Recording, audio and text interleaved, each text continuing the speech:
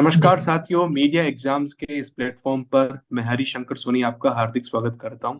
आज हमारे साथ अनुभव साक्य जी जुड़े हुए हैं, प्रभात दुबे जी जुड़े हुए हैं और विभाजन विभीषिका के जो लेखक हैं, जो संपादक हैं, वो वरुण सोनी जी भी जुड़े हुए हैं। आप सभी का बहुत बहुत स्वागत है मीडिया एग्जाम्स के प्लेटफॉर्म पर। धन्यवाद। जी। नमस्ते भाई। जी। जी। आ, वरुण जी, क्योंकि आप संपादक हैं और लेखक भी हैं और विभाजन विभीषिका नाम से आपकी किताब आ रही है, हम बहुत बहुत बधाई देते हैं, शुभकामनाएं देते हैं। और बधाई देते हुए ये पूछना चाहेंगे कि कोई भी जब कोई लेखक होता है, किसी किताब को लिख रहा होता है, तो एक प्रेरणा होती है कि क्यों उसने उसको लिखा। तो ये लिखने के पीछे आपकी प्रेरणा क्या है? भैया पहले तो मैं ये कहना चाहूंगा यहाँ पर कि किताब का संपादन जरूर मैंने किया है, लेकिन उसमें हमारी जो किताब है वो लेखों का एक समुच्चय है।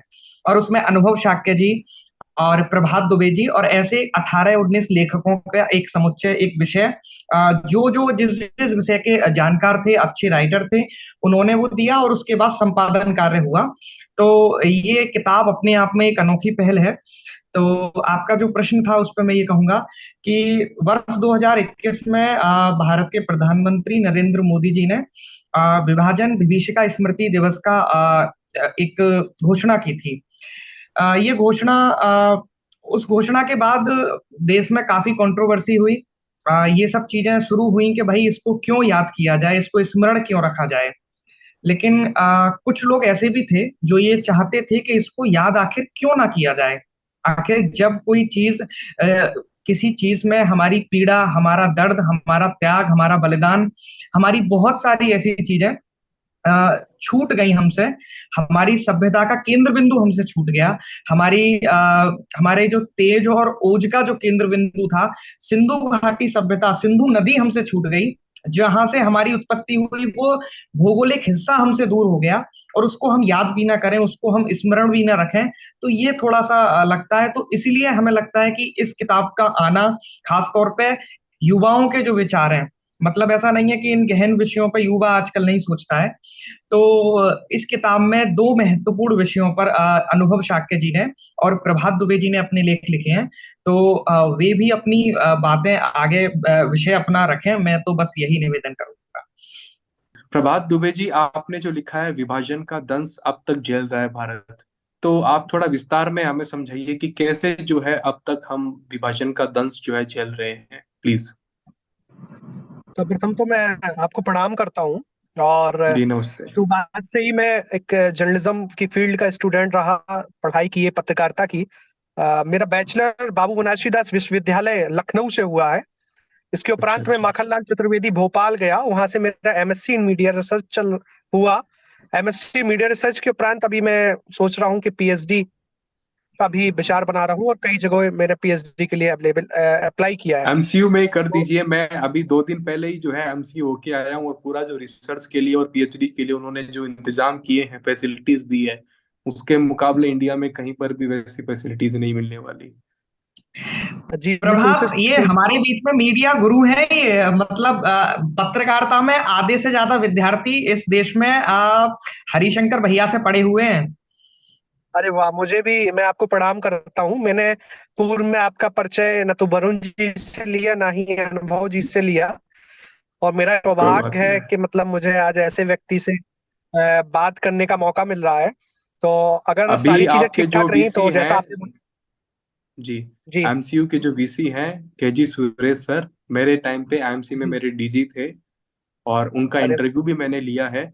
वो आप प्लीज यूट्यूब जी पे देखिएगा। और जो एमसीयू का जी। नया कैंपस है, बहुत ही जबरदस्त फैसिलिटीज है वहाँ पे। आज ही मैंने सुबह मॉर्निंग में यूट्यूब पे अपलोड की है, प्लीज आप उसे देखिएगा। प्लीज अब आप बताइए कि जो आपका जो चैप्टर है विभाजन का दंश अब तक झेल रहा है भारत, उस पर आप बताइए।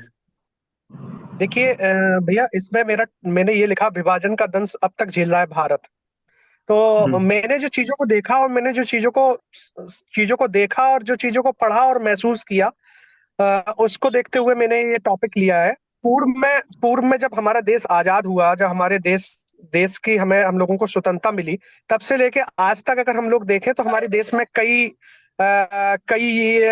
दंगे हुए हैं। कई ऐसे दंगे हुए हैं जिसमें लाखों और लाखों हजारों लोगों की जानें गई हुई हैं, लाखों हजारों लोगों के घर छूटे हैं, लाखों हजारों लोगों ने अपने परिवार को आज तक मिल ही नहीं पाए हैं। उनको पता ही नहीं है कि वो कहाँ गए, कहाँ से बिछड़ गए हैं। और लगातार ये राजनीति का एक मुद्दा बना रहा है। राजनीति से जुड़े लोग इसमें अपना अपना समय समय पे अपना अपना रोल प्ले करते रहे। तो मैंने ये टॉपिक लिया। इस बड़ा सेंसिटिव टॉपिक है, कोई इतना छोटा टॉपिक नहीं है। हो सकता है कुछ कुछ मेरा रिसर्च भी तरीके से चीजों को देखते हैं, तो मैंने टॉपिक को उठाया। जहां तक मैं आपको एक बात बताना चाहूंगा कि जैसे आपने ये लिखा कि विभाजन का दंश अब तक झेल रहा है भारत। मुझे लगता है कि विभाजन का दंश जो असलियत में झेलना पड़ा वो पाकिस्तान को झेलना पड़ा, क्योंकि जी शुरुआत में तो जो वहाँ के नवाब थे उनके जो धन था उसकी वजह से वो देश चलता रहा। आज उस देश की हालत देखिए। विभाजन का असली दंश तो भारत ने तो जी झेला ही नहीं नहीं एक नहीं तरीके से। जो असली चीज जो झेली वो पाकिस्तान जी ने नहीं भैया, नहीं झेली। मैं मेरा इस पर थोड़ा अलग मत है। जो प्रभात जी ने लिखा है उसमें बड़ी विस्तृत उन्होंने चर्चा की है। जी जी जैसे उसका एक उदाहरण मैं देता हूँ।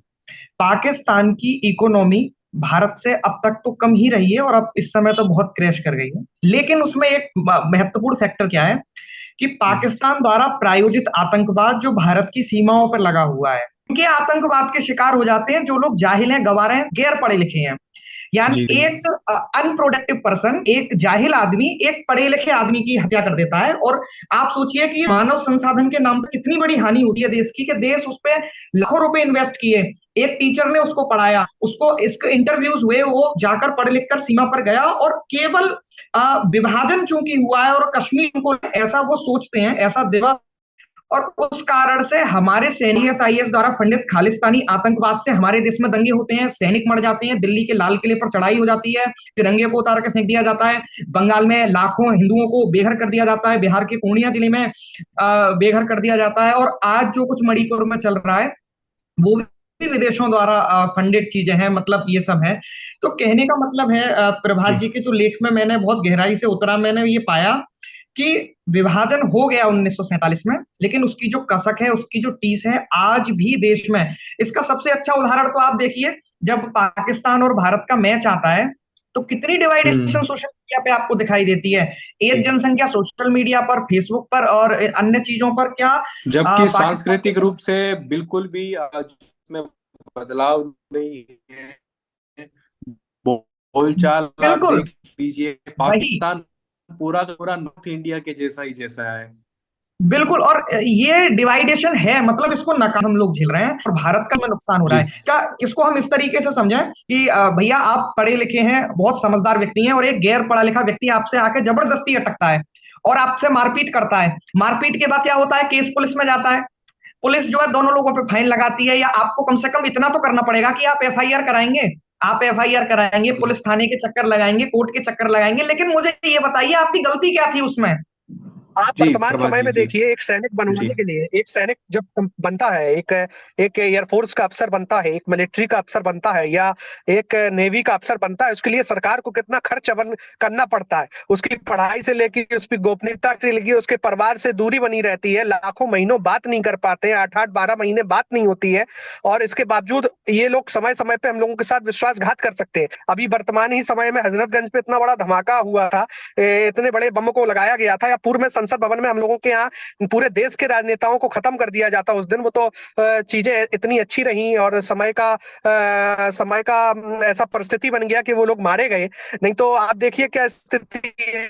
और पूर्व में देख लीजिएगा, मुरादाबाद मुजफ्फरनगर का आप दंगा देख लीजिए, उसमें मैं किसी कम्युनिटी को मैं किसी कम्युनिटी पे टिप्पणी नहीं कर रहा हूँ कि भाई उसमें हो जी सकता है कुछ हिंदू लोग भी हों जो उसमें इंटरेस्टेड हो, यहाँ के लोग, उनको उनको मदद कैसे मिलती है। मदद तो देने वाले हम और आप जी ही लोग रहते हैं, हिंदुस्तानी रहते हैं, लेकिन ना कहीं उनका नेटवर्क बन जाता है और वो घुस जाते हैं। उस समय ना समय पे हम लोगों को प्रॉब्लम, हम लोगों को क्रिएट करते हैं।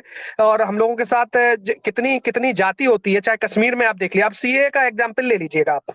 देश में क्या ये जो सरकार लेके आई थी, CAA पे जो बात करना चाह रही थी, इसमें पाकिस्तान का कितना बड़ा रोल रहा। बाहर के लोगों ने कितना कम्युनिकेट किया, कितना उसमें धन का इकट्ठा हुआ, दिल्ली में कितना बड़ा दिल्ली में एक समूह बन के पूरा ठीक से उसको मीडिया मैनेज करके या कुछ सारी चीजों को मैनेज करके उसमें अपना अपना रोल प्ले किया। दाऊद इब्राहिम जैसे लोग या अन्य अन्य लोग उसमें इंटरेस्ट बने रहे।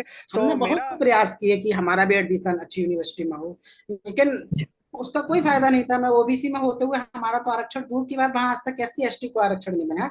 मेरा सवाल और मेरी बात यह है कि वो सारे नेता जो भाईचारे की और धार्मिक सद्भावना की बात करते हैं, वो इस मुद्दे को प्रखरता से क्यों नहीं उठाते हैं? क्यों इस देश के दलित बच्चों को अधिकार नहीं होना चाहिए एएमयू पढ़ने का? उनको आरक्षण जब पूरे देश की यूनिवर्सिटी देती है तो उनको आरक्षण एएमयू ही क्यों नहीं देता है? आखिर क्यों? ये एक बड़ा सवाल है और मुझे लगता है ये बहुत जरूरी है इन सब चीजों पर बात करना, इन सब चीजों पे आगे उठना, क्योंकि ये हर एक बच्चे के लिए जरूरी है। पढ़ना सबका अधिकार है और आरक्षण भी सबका अधिकार है, तो वहां उनको जी, वंचित क्यों रखा जाए? मैं आपको एक जरूरी पॉइंट देना चाहूंगा कि जब हमने आरक्षण में जो है पिछड़े लोगों की, चाहे वो ओबीसी हो, एससी एसटी हो, ईडब्ल्यूएस हो, अल्पसंख्यक हो, जब हमने आरक्षण के तौर पे व्यवस्था कर दी है, तब अलग से जो है माइनर कम्युनिटी के लिए अलग से यूनिवर्सिटी का जो प्रोविजन है वो मेरे हिसाब से ठीक नहीं है। जैसे कि उसमें सबसे बड़ा नाम जामिया है। जामिया में मैं हर साल से देख रहा हूँ जो बहुत अच्छे टैलेंटेड बच्चे हैं उनका नहीं हो पाता। और जो मुझे लगता है कि जब आपको पहले से ही इतना आरक्षण बाकी सब जगह पे मिल पा रहा है तो अलग से यूनिवर्सिटीज का कुछ खास प्रोविजन या फिर कुछ खास बेनिफिट मुझे नहीं लगता बनता। फिर वो एक माइंडसेट सीधे तौर पे नजर आता है कि आप डायरेक्टली जो है माइनर अपनी जो एक स्पेसिफिक कम्युनिटी को जो है बढ़ावा देना चाह रहे हैं। बिल्कुल, तो बहुत अच्छी बात कही। आप अपने लिए अलग व्यवस्थाएं चाहते हैं, आप संविधान से अलग कुछ अरेंजमेंट्स चाहते हैं, और जब दूसरा उस पर प्रश्न खड़ा करता है तो आप कहते हैं कि ये अनैतिक बात है जो आप कर रहे हैं, आप उसको गलत बताते हैं। लेकिन अगर दूसरा अपने अधिकारों की बात करे तो वो जो है वायलेंट हो जाता है, वो हिंसक हो जाता है, वो असहिष्णु हो जाता है। तो इस तरीके के जो नैरेटिव हैं, इस तरीके की जो चीजें हैं, उसी केंद्र बिंदु पर ये किताब मूल रूप से आई है कि इसमें जो तर्क दिए गए हैं किताबों में, आज के समय के हिसाब से आज का युवा, एक प्रोफेशनल युवा क्या सोचता है, कैसे उस विषय को अपने ध्यान में रखता है, इस सबके तार्किक आधार, तार्किक बातें पुराने इतिहास के छानबीन करके जो हम ले सकते थे अच्छे से अच्छा, वो हम लोगों ने इसमें रखा है। और यही विषय हम लोगों तक पहुंचाना भी चाहते हैं कि आप लोगों को ये समझना चाहिए कि हर 100 साल बाद देश की परिस्थितियां आखिर वैसी ही क्यों बन जाती हैं, हम ऐसी कौन सी गलतियां करते हैं, हम ऐसी कौन सी चीजों को नजरअंदाज करते हैं जिससे हमें हर बार कष्ट उठाना पड़ता है। हमारा तो नुकसान होता है एज अ नागरिक, जी जी, बहुत नुकसान होता है। तो आपने इतना अच्छा माइंड सेट अपनाया। कंपाइलेशन के तौर पे आप विभाजन बीबीसी का नाम से किताब जो है लॉन्च करने जा रहे हैं, विमोचन करने जा रहे हैं। तो मैं सबसे पहले तो आप सभी को बधाई देता हूँ, शुभकामनाएं देता हूँ। और मैंने आपके विचारों को बहुत ध्यान से सुना और समझा भी कि आप बहुत तसल्ली से कहीं ना कहीं तथ्यों के साथ लिखना चाह रहे हैं और आपने लिख दिया है।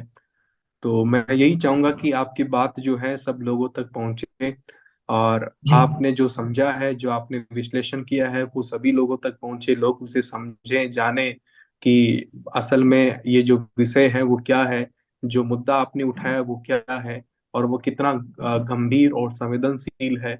तो उसकी जो चर्चा है सब और होनी चाहिए, सबको पता पड़ना चाहिए। और मेरी ओर से जो भी सहायता होगी मैं आपके लिए तत्पर रहूंगा। और फिलहाल के लिए तो शुभकामनाएं देता हूँ, बधाई देता हूँ। Thank you. जी जी भैया।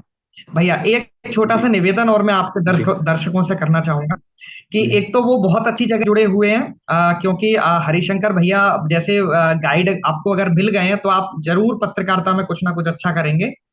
दूसरा ये कि इस किताब को विमोचन 13 अगस्त को दिन रविवार दिल्ली कला संकुल पंडित दीनदयाल उपाध्याय मार्ग में इसका कार्यक्रम शाम 3 बजे से होना तय हुआ है।